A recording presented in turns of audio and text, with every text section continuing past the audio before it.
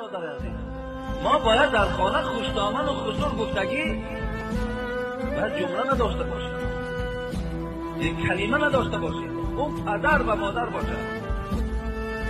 چگونه که غم فرزند خودش میخورد، اون کلین هم در خانه فرزندی او است. اگر دختری چرا در دیگر خانه حمزه کند، حالا چی میشود؟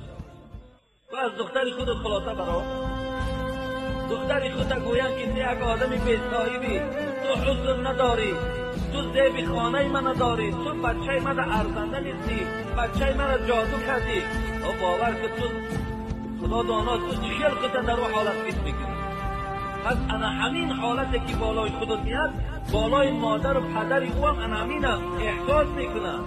و چیل ایمانداری که ایماندار آدم آن کسی است که برای خودش آن چیزی را که لایکی